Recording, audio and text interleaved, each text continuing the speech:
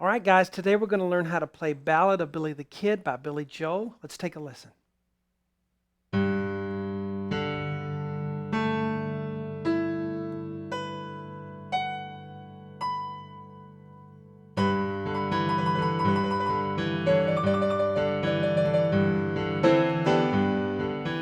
All right, guys, I am Shawn Cheek of webpianoteacher.com. Welcome. If you follow me and would like more stuff that you're not going to get on YouTube or Facebook or even on the website, follow me on Instagram. We are Web Piano Teacher on Instagram.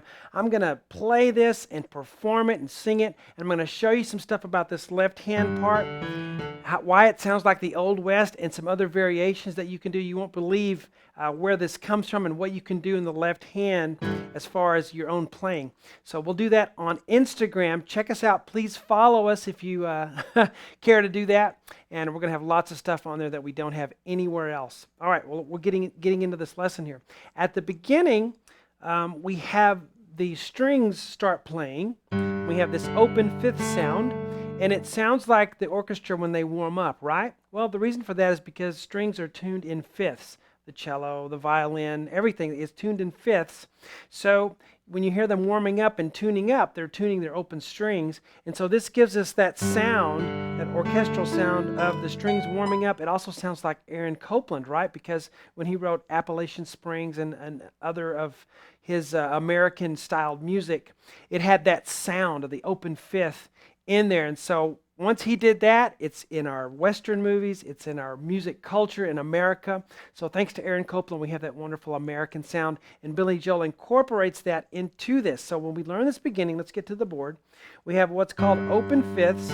We start with a G, then we go up a fifth, and a fifth is just an interval. It's distance between two notes, okay? 1, 2, 3, 4, 5, G, A, B, C, D. So G to D, you want to hold the pedal down because we want these notes to ring over.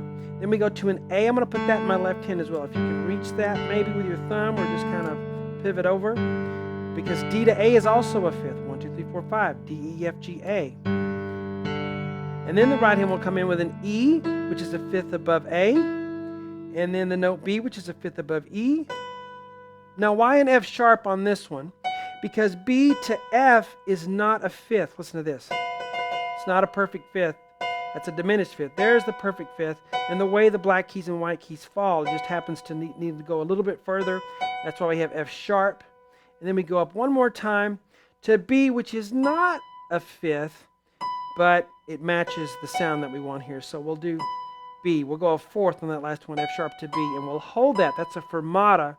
That little sign if you've ever taken music class at all. And that just means you hold it out for a while, okay? So we have G, D, A, E, B, F sharp, B, and then wait a little while, and then B. Now, I like to put the instruments in the right hand if I can. If the piano's not doing anything, might as well.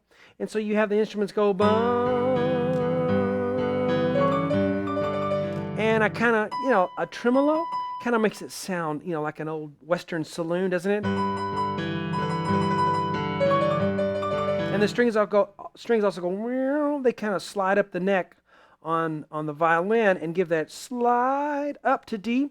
Can't really do that on piano. So if I go C sharp to D, it kind of gives that illusion of the slide on the stringed instrument, okay? So that's what I'm doing there. Just kind of trying to fit that orchestra part in there, those high strings. All right. So when we start this Old West sound, clop, clop, clop, clop, clop, the horse clomping, that is very interesting. I'm not going to tell you what it is. I'll tell you on Instagram.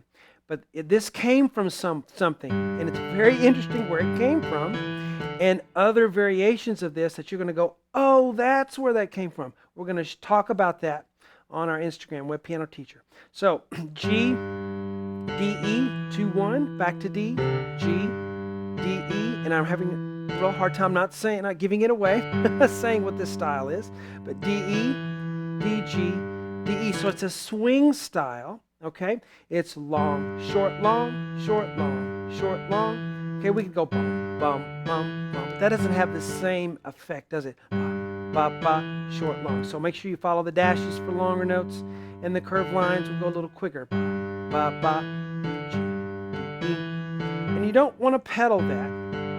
You can kind of pedal the G on the bass, but don't let the rest of it bleed over, okay? So you have that down. Now the right hand, I just put a B. You can do an octave for the violins. That kind of helps. So play the B, and if you want a tremolo, because that makes it sound old westerny to me. And then for the D, you can just go C sharp D. Now, I don't want to scare you off from having to do those tremolos. If those are too hard, just go 1, 2, 3, 4. That'll work fine. And right here at the very end, I'll show you that we have C, E, A, C, 1, 2, 4, 5. And we'll resolve on a G chord, okay? So the very beginning, open fifths, Aaron Copland. Fermata, and then 1.